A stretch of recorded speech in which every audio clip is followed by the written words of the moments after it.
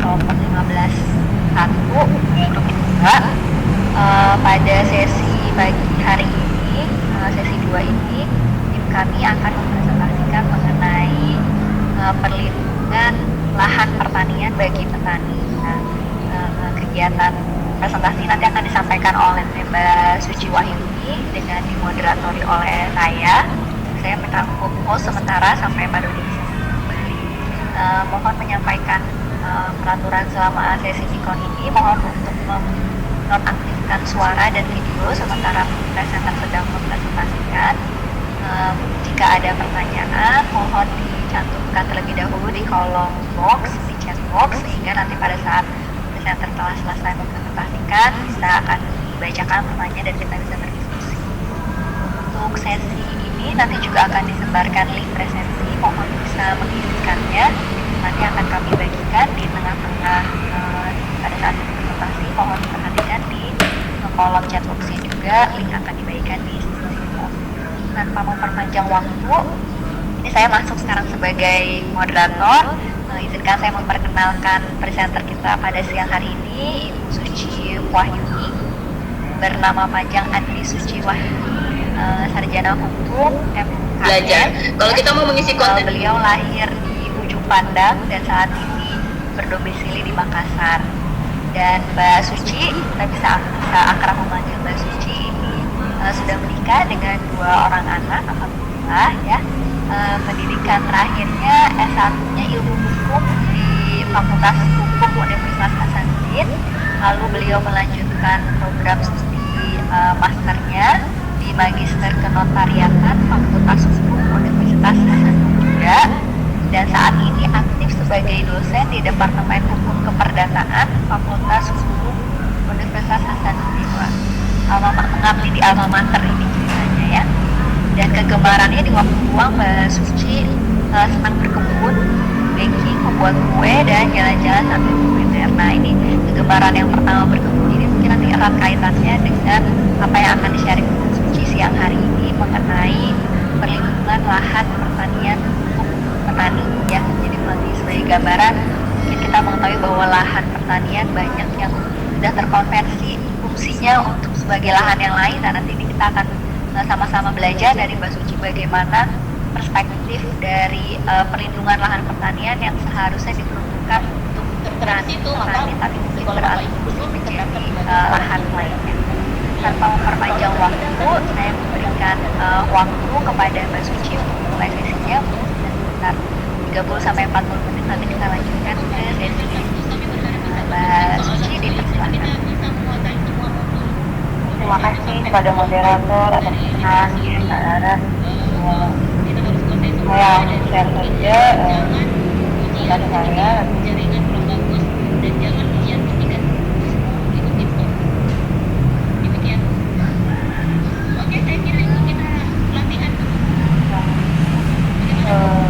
akan bahas tentang lahan pertanian erat kaitannya bagaimana mempertahankan sumber daya pangan. Selama ini kalau kita dengar dari Presiden Jokowi yang kampanye selalu mengucapkan ada perolehan sumber daya pangan dari negara Indonesia. Tapi kemudian pada akhirnya sumber daya pangan itu pun masih tidak diraih oleh negara kita karena masih banyak impor bahan pangan, baik beras atau bahan pangan yang lainnya dari luar.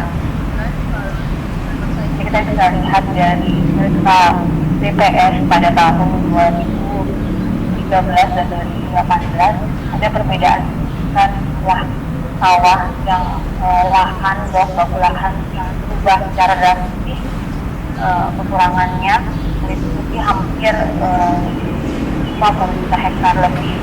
Itu luas gambut itu banyak diakibatkan karena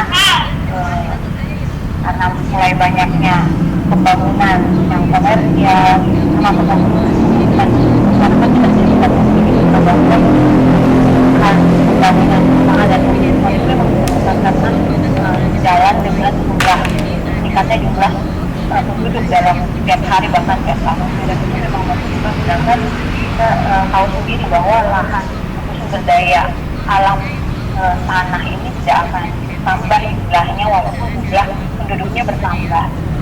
Makanya itu teruslah ada lahan pertanian baik dari sawah atau lahan pertanian lain yang dialihfungsikan, jadi bukan lagi yang berfungsi untuk sebagai lahan pertanian. Kemudian kita lihat sampai 2018 dan 2019 sudah terus berlangsung alihfungsi lahan, dan perubahan pemanfaatannya juga beralih. Ada yang memang untuk kepentingan umum sebagai pembangunan infrastruktur ataupun industri, kawasan industri karena untuk membuka lapangan kerja. Tapi itu sekali lagi mengorbankan lahan-lahan pertanian yang ada. Kemudian komersial yang mengkomersialkan pembangunan yang komersial seperti pembangunan ruko-ruko yang milik swasta untuk disewakan lagi gudang-gudang.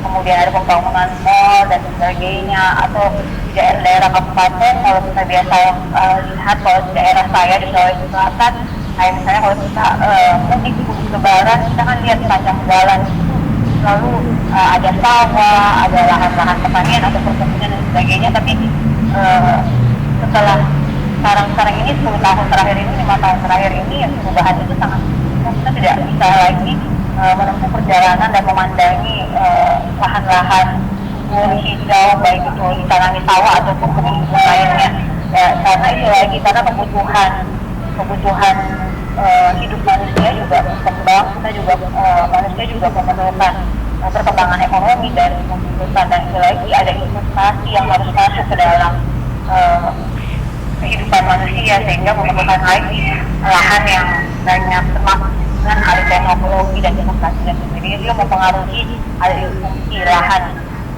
atau land use, penggunaan lahan itu sendiri. Kemudian dampak minimnya lahan pertanian, kita bisa lihat kalau lahan pertanian terus semakin minim atau tidak berfungsi, ya otomatis lumbung ketersediaan pangan nasional memang tidak lagi sedemikian rupa cukup jumlahnya untuk memenuhi segala kebutuhan pangan masyarakat Indonesia. Alhasil kita harus mengimpor, karena kan kita pernah dengar periode yang lalu pemerintah sempat mengadakan kerjasama untuk impor impor beras dari Vietnam ataupun Thailand, karena di sana lumbung pangan mereka cukup dan lebih murah. Dan itu dia, karena lahan pertanian kita memang sedikit, dan kemudian ancaman potensi bencana yang akan semakin selalu mengintai kawasan-kawasan yang akan minim lahan pertanian, karena selain memberikan sebagai hasil pangan, lahan-lahan pertanian itu juga sebagai lahan-lahan pertanian yang merupakan penadah hujan, jadi tidak akan mudah dalam banjir yang kita itu.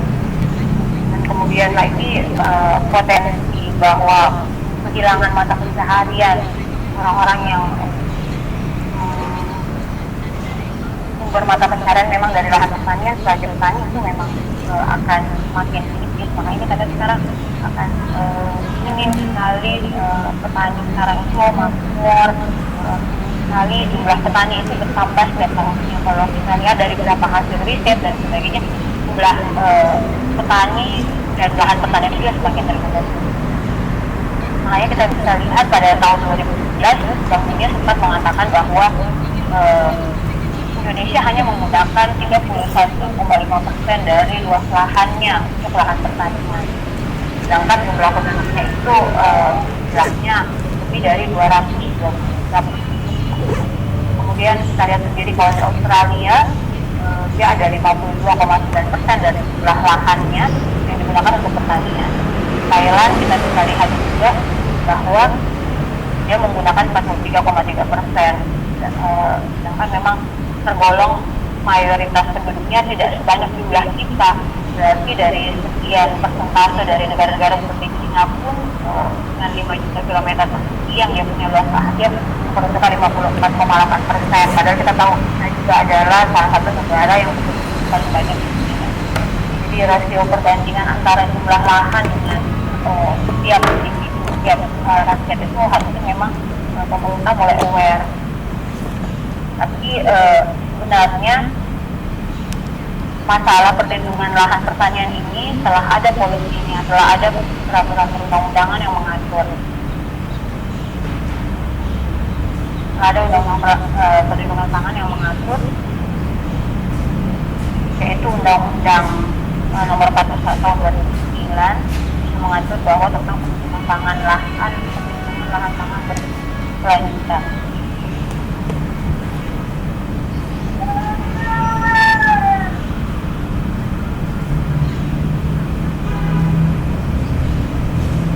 Saya tidak bisa kemudian setelah itu di Undang-Undang 41 tahun 2009 itu sudah lama undang-undang ini sudah 10 tahun lebih, tapi ternyata polisi itu hanya dinabobokan saja bagi para pemerintah daerah ataupun pemerintah pusat. Sudah 10 tahun tapi tetap saja masalah lahan pertanian masih jadi minim. Kemudian akhirnya alhamdulillah di tahun 2018 Presiden mengeluarkan kebijakan tentang peraturan Presiden tentang reforma agraria. Ini sedikit membantu bahwa tetap adanya lahan bagi petani, karena Perpres ini menjamin lahan bagi petani. Satu tingkatan berbeda. Perpres itu memberikan suatu legalitas bahwa petani-petani yang memang sudah terdaftar dalam data reforma agraria, baik yang dilakukan Kementerian ATR atau Badan Pertanahan Nasional Setempat dan pemerintah setempat, itu berhak mendapatkan tanah yang produktif. Luas lahan tanah yang produktif itu ya lebih dari 2 hektar. Jadi selama ini luas lahan pertanian yang dimiliki petani-petani kita itu kurang dari 2 hektar. Makanya kemudian mereka cenderung kalau ada yang menawarkan untuk alih fungsi lahan, mereka cenderung iya saja, karena mungkin jumlah tanahnya pada saat dia terima uangnya juga untuk alih fungsi lahan itu mereka sudah cukup mengira itu lebih banyak untuk mereka pada saat itu dan kebutuhan beberapa tahun akan datang, tapi kemudian mereka tidak mempunyai pekerjaan lagi ataupun mereka mengalihkan pekerjaan mereka ke pekerjaan yang mereka dijamin kerja. Kalau misalnya itu lahannya yang akan diasumsikan sebagai tempat industri, termasuk media dan anak-anak mungkin dijamin kerja di tersebut. Seperti ya. itu. Jadi Ayo Bapak Ibu kita sediakan lama peraturan pemerintahnya juga sudah ada tahun 2011 dan ancaman hukuman dalam ancaman hukum dalam undang-undang ini juga sangat tegas sebenarnya. Cuman ya mungkin pemerintah daerah sendiri atau pemerintah pusat, karena undang-undang ini menetapkan bahwa seharusnya dari pemerintah pusat, dari pemerintah nasional sampai ke pemerintah kabupaten itu harus menetapkan suatu lahan pangan pertanian yang berkelanjutan. Jadi harus ada lahan itu yang memang daerah yang sudah diketahui bahwa lumbung pangan itu terbesar, termasuk Jawa, termasuk Sulawesi, Kalimantan, yang memang sudah ditentukan bahwa jadi harus ada peraturan daerah, peraturan gubernur yang menetapkan bahwa lahan itu adalah kawasan pertanian lahan pangan berkelanjutan yang tidak boleh dialihfungsikan. Jadi itulah nanti yang akan menopang yang akan dimaksimalkan untuk memproduksi hasil-hasil pangan untuk swasembada pangan. Tapi selama 10 tahun undang-undang itu lahir dari tahun 2009, hanya beberapa kabupaten dari sekian jumlah kabupaten di Indonesia yang melahirkan perda-perda itu. Itu pun perda yang mereka lahirkan tidak cukup sampai 50% dari kabupaten yang ada di Indonesia sudah mengeluarkan maklumat tentang perda lahan pangan pertanian berkelanjutan ini. Itu pun dalam perda tidak sesuai juga, karena tidak hanya istilahnya apa ya, hanya menyalin ketentuan-ketentuan dari undang-undang tersebut ataupun peraturan pemerintah, tapi tidak secara rigid menentukan di mana, bagaimana, di mana lahan pertaniannya, berapa persen dari jumlahnya, dan begitu pun dalam tata ruang wilayahnya, karena kita sendiri tahu bahwa setiap pergantian pemerintahan daerah maupun pusat itu pasti akan ada kebijakan baru lagi tentang rencana pembangunan dan sebagainya. Jadi itu akan akan berulang lagi kalau misalnya memang tidak komitmen pemerintahnya untuk tetap menjalankan melindungi lahan pangan pertanian sesuai perda sebelumnya yang ada atau peraturan sebelumnya yang sudah ada, ya otomatis itu akan digagalkan lagi. Makanya kita bisa melihat bagaimana kalau setiap ada pergantian pemerintahan baik di pusat maupun di daerah, ya kita lihat lagi karena mereka memang menyokong semacam visi misinya memang untuk membangun terus tanpa melihat minimnya lahan pertanian yang ada. Karena kan kita tahu sendiri bahwa dari zaman dahulu sejak Indonesia berdiri, sebelum Indonesia merdeka, kita itu kaya akan potensi sumber daya agraria. Jadi sangat disayangkan kalau pada akhirnya kita untuk mencapai Indonesia emas tahun 2045 kita tidak bisa mencapai swasembada pangan tersebut. Tapi memang tidak bisa dipungkiri itu tugasnya memang benar karena jumlah penduduk terus bertambah. Makanya undang-undang juga sebenarnya sudah ada undang-undang bagaimana membangun pemukiman yang di kawasan kita yang lahan terbatas. Seperti Jepang kan mereka tidak membangun lagi secara horizontal, dia membangun secara vertikal, banyak apartemen. Makanya Indonesia juga sudah punya undang-undang tentang rumah susun. Itu sudah banyak, cuman implementasinya rumah susun pengelolaannya itu tidak belum bagus ya pengelolaannya, karena fasilitas dan sarana termasuk pengelolanya saat ini masih banyak juga komplain dari pengguna rumah susun maupun apartemen tersebut. Jadi itu tinggal dimaksimalkan lagi karena tidak bisa dipungkiri bahwa sumber daya alam berupa tanah ini memang tidak akan bertambah dan jumlah penduduk akan terus bertambah.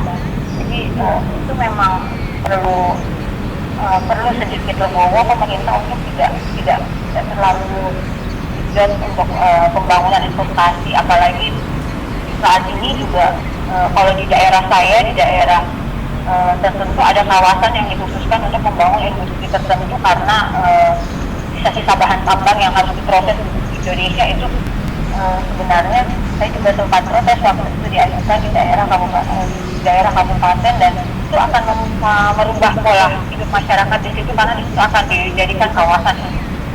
Karena sebenarnya memang kita harus memberikan juga ruang bagi lahan pertanian ini. Bagaimana kita bisa melihat negara Belanda begitu dengan lahan pertaniannya, bahkan dia minim menggunakan bahan-bahan kimia dalam mengelola bahan pertanian, dan akhirnya dia adalah satu-satunya negara yang mengekspor hasil-hasil pertaniannya kepada negara-negara lain dan diakui bahwa hasil-hasil pertaniannya memang sangat bebas dari bahan-bahan kimia karena mereka concern terhadap lahan-lahan pertaniannya. Jadi memang perlu pemerintah lebih legowo, walaupun tidak bisa dipungkiri untuk menumbuhkan tingkat perekonomian suatu bangsa kita butuh investasi. Tapi ya kita harus buat bergaining kepada pihak-pihak investor dalam berinvestasi di negara kita supaya tetap seimbang antara pembangunan yang diharapkan tapi tetap kita juga memberikan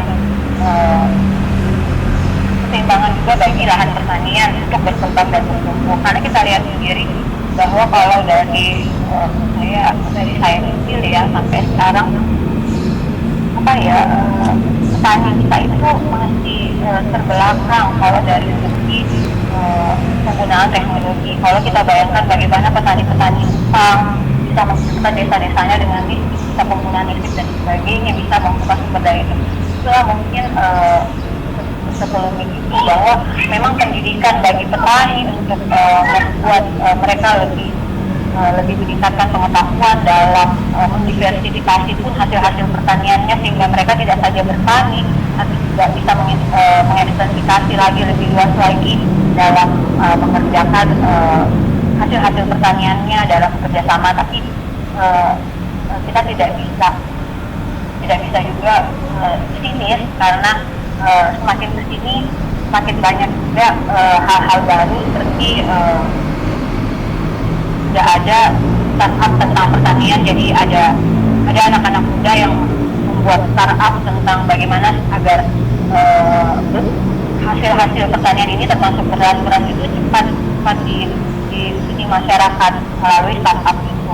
Jadi itu dia memang perlu semua pihak bergabung untuk saling membantu.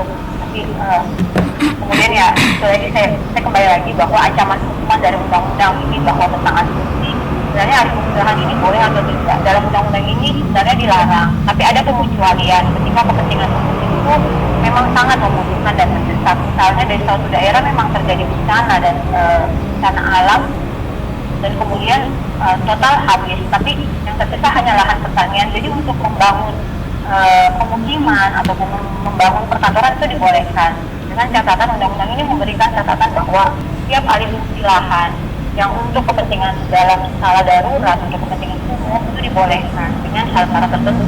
Salah satunya adalah di kemudian hari pemerintah setempat harus bisa memberikan, atau pemerintah, kalau bukan pemerintah daerah karena pemerintah daerahnya yang mengalami bencana ya pemerintah provinsinya lagi atau pemerintah pusat segera mencarikan lahan pertanian lagi pengganti lahan pertanian tersebut. Kemudian ada penggantian biaya dan segala macam, ada penggantian segala kerugian akibat lahan pertanian itu diasumsikan juga. Dan ancaman pidana dari setiap orang yang mengalihfungsikan, termasuk yang mengeluarkan izin, termasuk pemerintah dan sebagainya, itu kan kalau kurungan penjara dia akan ditambahkan lagi sepertiga dari yang apa yang ditentukan undang-undang. Kemudian bisa sampai kalau misalnya dia badan usaha, perorangan, ataupun dia bisa sampai membayar ganti rugi sekitar 1 miliar dari lahan yang diasumsikan. Cuman ini yang selama ini tertutupi oleh pemerintah, ditutupi oleh pemerintah, bahwa undang-undang ini sebenarnya kalau ditegakkan baik oleh para penegak hukum ini akan berjalan dengan baik. Cuma itu lagi, hukum memang bukan hanya sekedar kita melihat undang-undangnya, karena hukum itu sebenarnya kalau hukum adalah sebuah sistem, jadi dia tidak bisa berjalan sendiri. Undang-undang tidak bisa berjalan sendiri, ditegakkan sendiri, jadi dia perlu juga termasuk unsur masyarakat itu sendiri. Makanya kembali lagi, kalau suatu undang-undang akan diimplementasikan dengan baik, harusnya itu semuanya, mulai dari penegak hukum, undang-undangnya harus baik, undang-undangnya juga harus baik, unsur masyarakat juga, bahwa masyarakat juga taat pada hukum, bukan karena taat takut akan sanksinya, tapi daripada kesadaran dari hati nurani untuk mentaati hukum itu, karena hukum diciptakan untuk menertibkan semua masyarakat agar kepentingannya terpenuhi secara adil dan seimbang. Kemudian undang-undang ini juga sudah memberi perlindungan yang cukup bagi lahan pertanian. Jadi sangat jelas bahwa untuk supaya lahan pertanian itu berjalan dengan baik, sensitif gitu. Makanya petani-petaninya selalu undang-undang ini harusnya diberikan akses permodalan, akses bagaimana pemasaran produksinya, kemudian bagaimana aksesnya dia untuk memasarkan, bagaimana sarana dan prasarana fasilitas pertanian. Petani-petani ini juga harus diakomodir oleh pemerintah setempat. Kemudian lagi bagaimana meningkatkan pengetahuan petani, pendidikan pertanian, bagaimana semuanya tentang peningkatan supaya lahan pertanian ini tetap terlindungi dan tetap ada.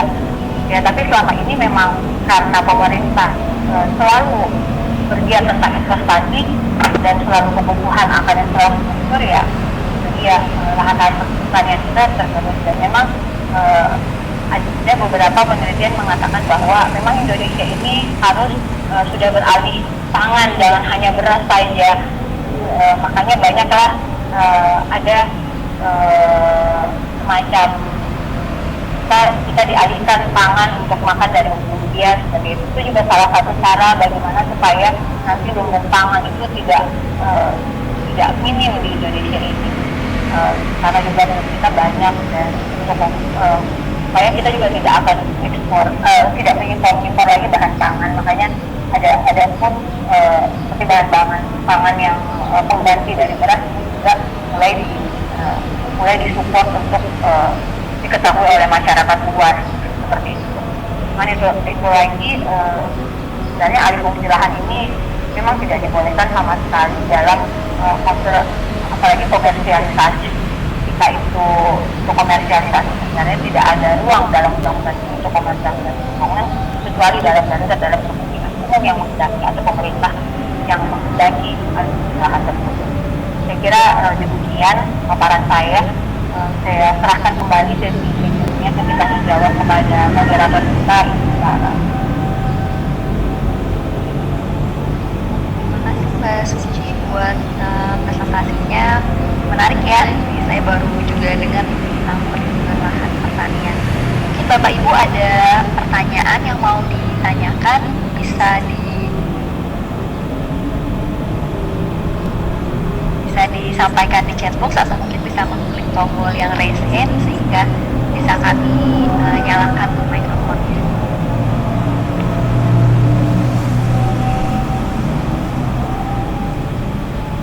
Sambil menunggu mungkin Mbak Suci bisa diceritain gitu ya, tadi kan alih fungsi lahan pertanian ada 3 hal ya, bisa dipakai untuk pemukiman, komersial, teknologi, dan lain. Di satu sisi kita tahu bahwa pemukiman itu juga dibutuhkan memfasilitasi pertumbuhan penduduk gitu ya. Nah, strategi dari pemerintah sendiri sebenarnya gimana sih Pak untuk membalanskan itu semua gitu, antara supply dengan demand-nya seperti apa? Kalau saya melihatnya seperti ini, karena peraturan pemerintah kemarin yang terakhir keluar, peraturan presiden tahun 2018 tentang reforma agraria itu sedikit banyak memberikan hak pelindungan bagi para petani, terutama para petani yang tidak memiliki lahan pertanian. Tapi ya itu dia, sebenarnya kita tidak bisa juga memungkiri bahwa harus ada database yang baik dari BPS maupun dari Kementerian Pertanian. Tapi saya kira Pak Mentan kita ini kemarin dia sempat mengumumkan di Fakultas Tani, dia menyatakan bahwa dia lagi membuat satu single system. Jadi sekiranya diketahui single database lahan pertanian di Indonesia itu kita bisa memproyeksikan Indonesia ke depan seperti apa. Tapi dari beberapa peraturan yang telah dikeluarkan pemerintah, termasuk terakhir tentang peraturan presiden tentang pelindungan lahan cetak sawah, kalau saya tidak salah ingat tentang cetak sawah, jadi akan diberi insentif bagi petani-petani. Jadi petani-petani ini sekarang betul-betul diharapkan tidak mengalihkan lagi lahan yang tidak tergiur dengan permintaan dari pihak investor yang datang ke dia langsung. Karena kan kalau sendiri sekarang itu kalau di daerah saya sih yang Mbak ya, di Makassar itu lahan itu terkadang kalau sudah ditempati untuk akan dibangunlah itu suatu kawasan atau mall dan sebagainya, sehingga ada beberapa lahan yang di tengah kota itu mulai yang masih ada pemiliknya tapi sudah ditunggui sama makelar tanah seperti itu. Itu kayak badannya itu makelar besar yang kayak Alumni itu yang jadi dia yang akan bertransaksi langsung dengan pemilik tanah. Jadi makanya memang pemerintah harus greget untuk menyatakan bahwa kebijakannya ini ada. Jadi mulai dari pemerintah seperti paling tidak kepala desa, RT RW juga harus punya data yang valid bahwa ada petaninya sekian jumlahnya, berapa jumlah hektar tanah, kemudian didata kembali sampai ke kelurahan, ke kecamatan, kemudian disalurkan ke pemerintah kabupaten, pemerintah provinsi seperti itu. Jadi kalau ada database dan jalan dengan ini karena dalam peraturan kebijakan sudah diberikan, sudah keluar dan sudah pelaksanaannya di lapangan. Sebenarnya setiap undang-undang itu setiap dikeluarkan selalu ada pengawasan yang boleh dilakukan oleh masyarakat. Dan masyarakat mempunyai sarana untuk meminta informasi itu yang tidak dilakukan oleh masyarakat selama ini, atau mereka memang kurang mengetahui tentang apa kebijakan pemerintah. Jadi setiap undang-undang saya kira dalam, kalau saya baca undang-undang 41 tahun 2009 tentang perlindungan lahan pangan pertanian berkelanjutan, termasuk perpres reforma agraria yang terbaru 2018 dan cetak sawah itu 2019, itu ada bab tentang ada ketentuan yang mengatur tentang bagaimana masyarakat bisa mencari informasinya kepada gugus-gugus tugas yang ada di dalam pemerintahan setempat, termasuk lembaga-lembaga swadaya masyarakat, termasuk kayak konsorsium pembaruan agraria itu sangat concern dan mereka selalu membantu para petani yang memang lahannya menjadi konflik diambillah lahan pertaniannya dengan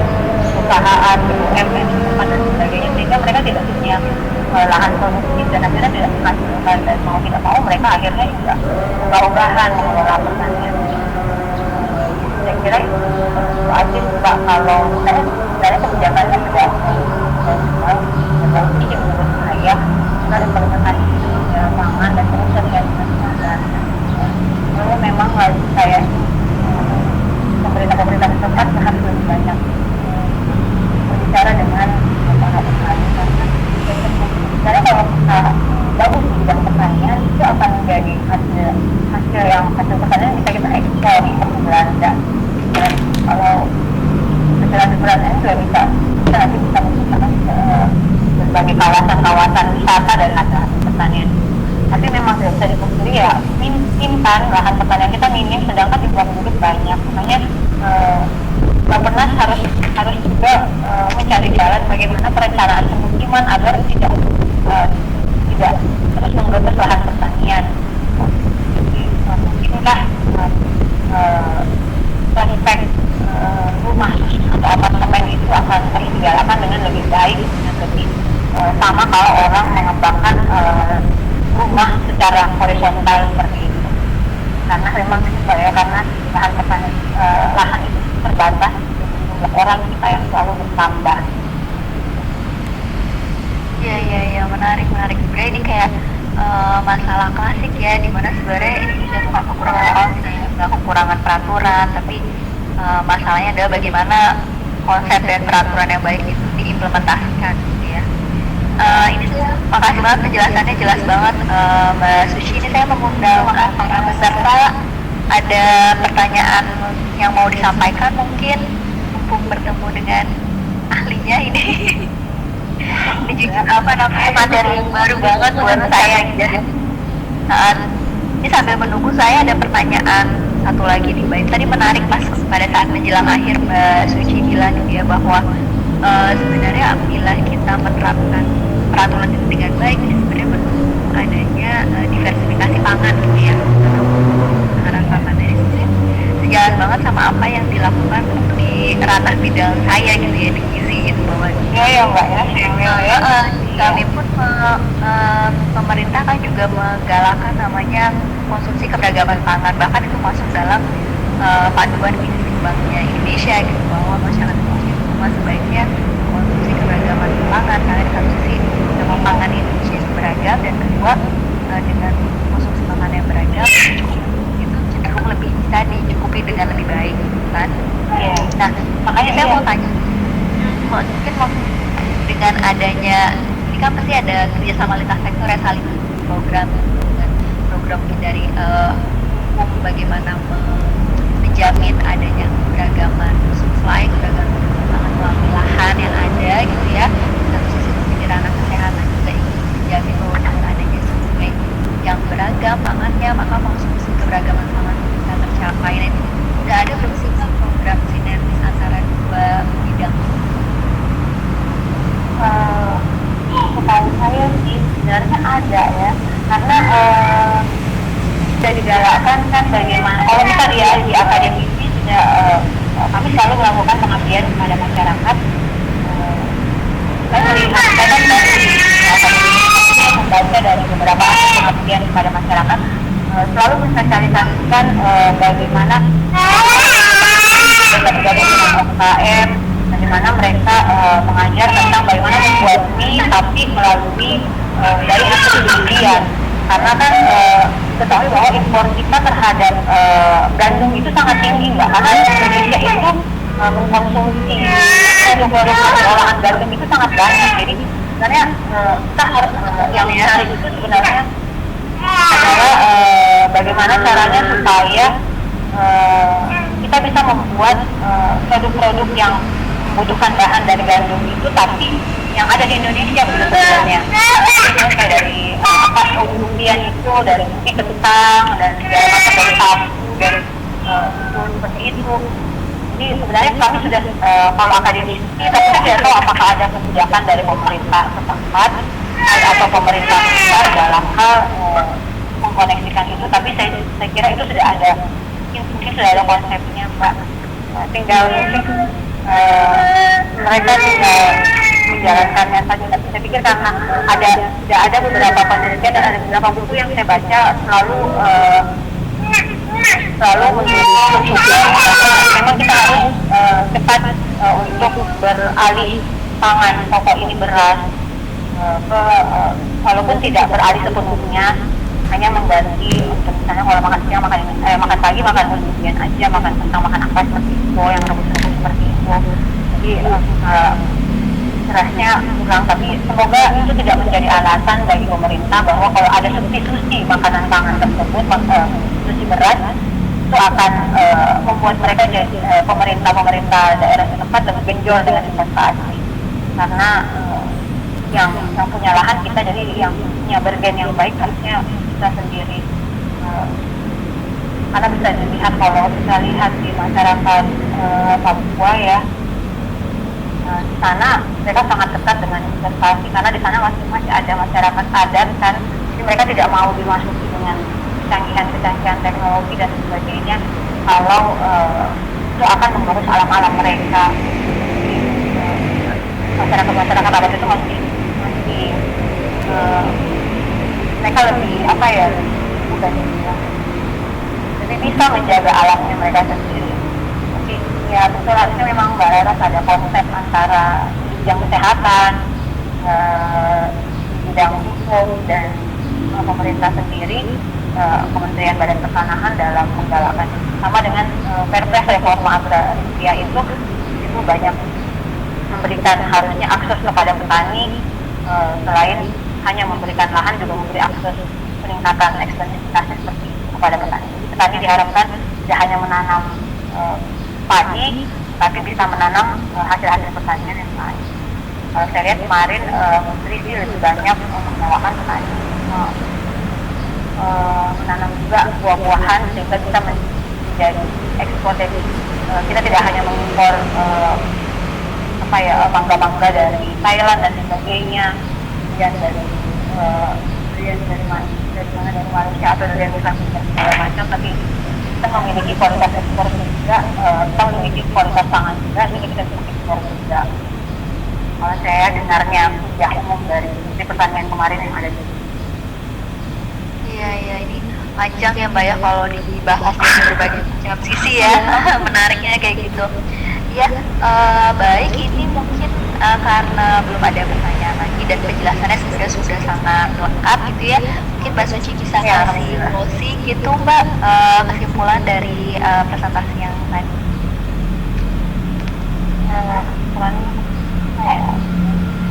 Closing statement lah apa? Boleh beberapa kalimat. Tentunya ya kita tetap harus kembali ke zaman dulu kali ya, waktu kita masih kecil, di mana kita masih melihat banyak pemandangan sawah dan kita masih banyak melihat petani. Dan kemudian ketika sekarang, di zaman sekarang milenial ini, baiknya kita dan karena di sini banyak speaker, banyak pendidik dan sebagainya, baiknya kita juga harus mensosialisasikan ini kepada orang-orang lain, terutama anak-anak muda milenial sekarang, bahwa jangan hanya terjun ke daerah kota untuk memberdayakan diri kamu, tapi kamu harus terjun ke masyarakat kampung, di daerah-daerah kamu, sebelum kamu bisa berhasil di perkotaan. Walaupun tidak bisa dipungkiri, untuk kita bisa berubah sesuatu, kita harus berhasil jadi pembuat kebijakan atau sebagainya.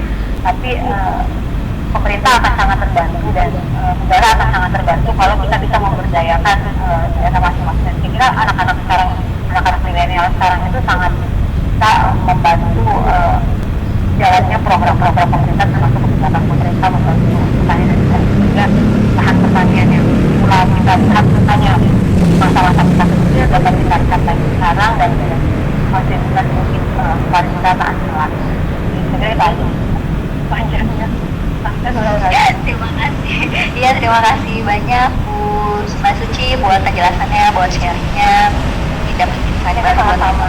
Nah, ini saya kembalikan sesinya ke host Pak Dudi, silahkan. Terima kasih.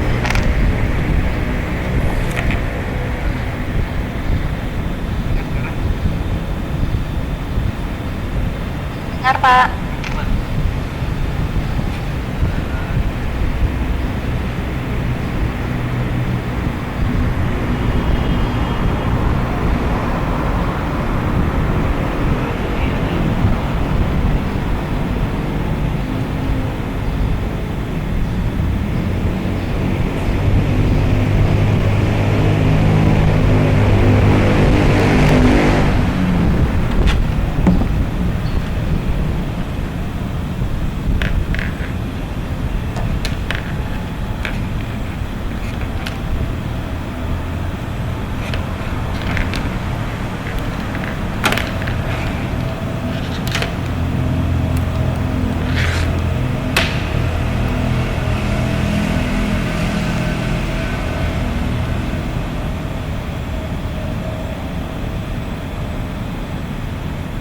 Waalaikumsalam warahmatullahi wabarakatuh.